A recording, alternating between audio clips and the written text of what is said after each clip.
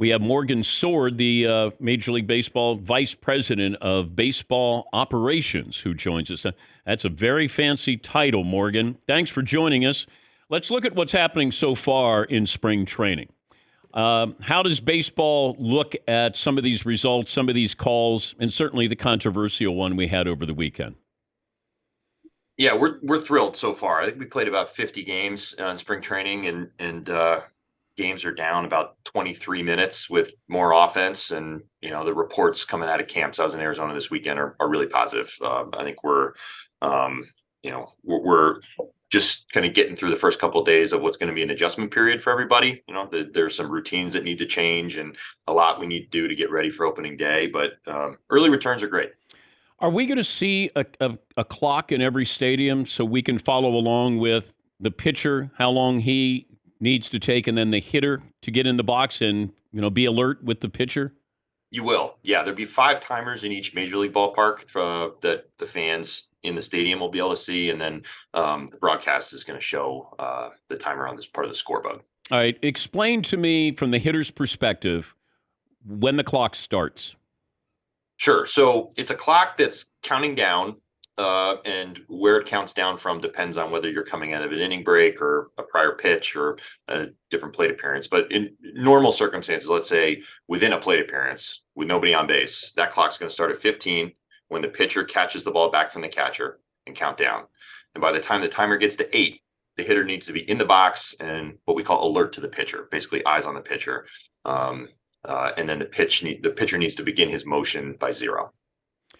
But I'm watching this play that happened over the weekend. The catcher is not even in his crouch. He's standing up, and the hitter is maybe not fully addressing the pitcher. He's looking down.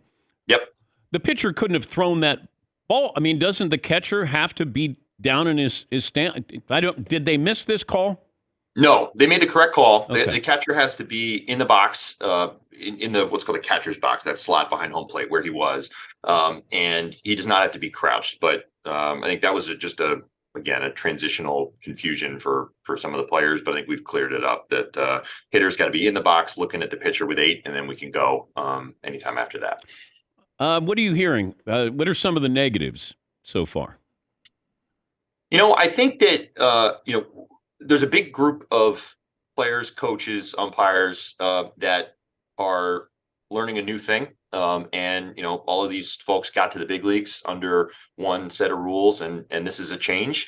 There's a big group, obviously, that has some experience with it in the minor leagues, and a big group who works fast enough where no adjustment is required. But you probably know the names. We've got some guys that are going to need to make adjustments and change their routines, and they're doing it. Honestly, I got to tell you, I was watching games this weekend, and it is pretty crazy to watch big leaguers who have been doing something one way for 15 or 20 years just on a dime, change their habits. And it's delivering a much more entertaining, well-paced game. And, we played a game yesterday. I think it had 18 runs in it, 2 hours and 58 minutes. And you look around the ballpark, the fans are there. It's packed at the end of the game because, we're hitting something a little closer to what fans want on the game time.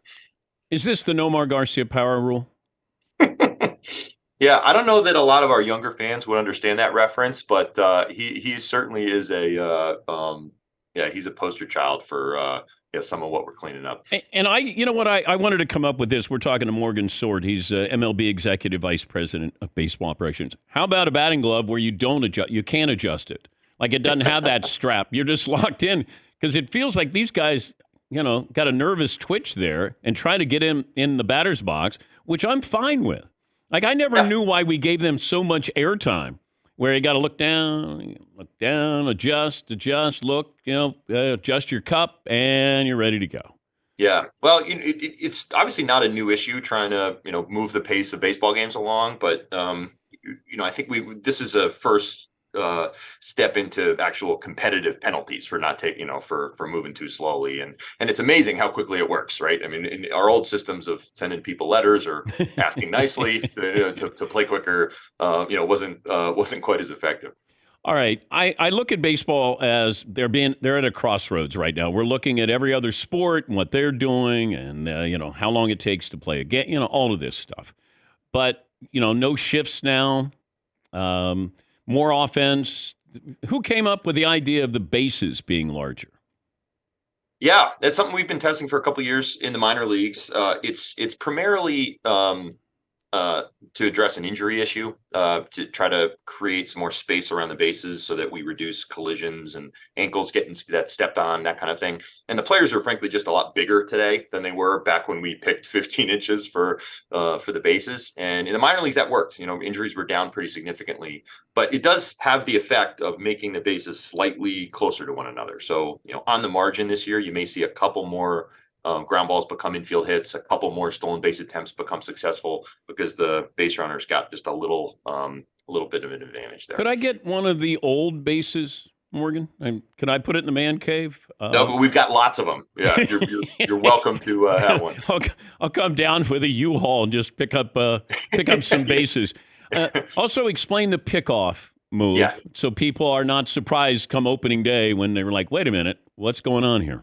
Sure. Yeah. So we've had a pitch timer in the minor leagues for 5 or 6 years, and prior versions of it ultimately were ineffective because the pitchers figured out that you could step off the rubber to reset the timer. And that's the way it used to work, right? That anytime you step off, reset.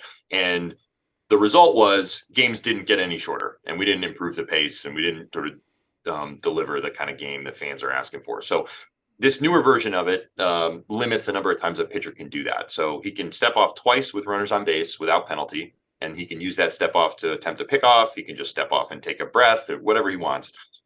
If on the third step off, if you don't record an out, if you don't pick somebody off, a balk is called, and each base runner advances one base. And in the minor leagues, again, that was a very effective change. I think it closed a big loophole that existed in the regulations, but also it encourages the running game, and it delivers an increase in stolen base attempts, which that's probably the play that fans tell us they want to see more of most often in baseball. Any other rule changes we need to be aware of?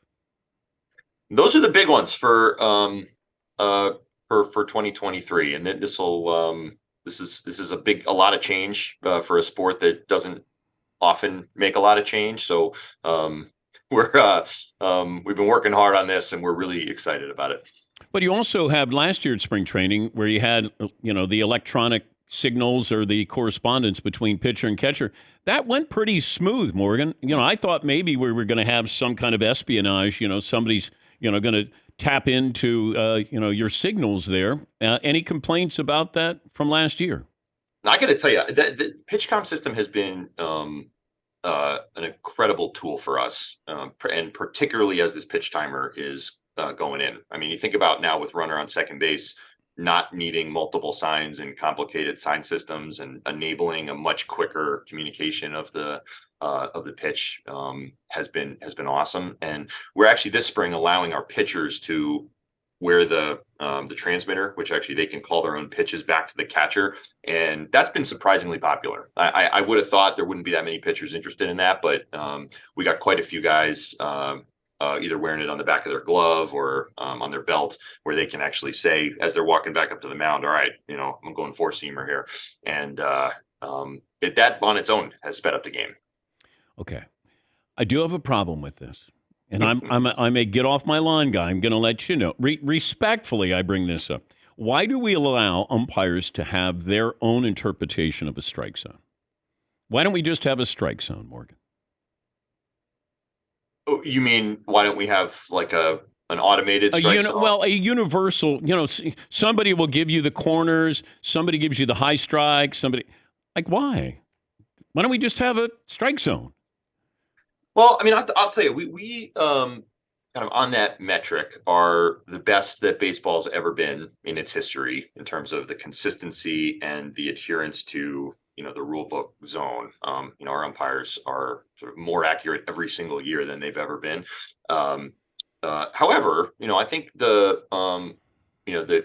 human being calling balls and strikes back there has been part of the game for 150 years. And our recent testing of more automated forms of balls and strikes in the minor leagues has generated some interesting discussion about, the role of the human umpire in calling balls and strikes. And honestly, what we've heard from a lot of players and coaches is slow down here, guys. Like we like having an umpire back there. Like this is not an area where we need to, we need to jump to and have technology, introduced. So Well, I can have the umpire there, though, yeah, but I can help him frame a strike zone. Why is it when I was in Little League, it was armpits to the knees, and that's why I struck out so much?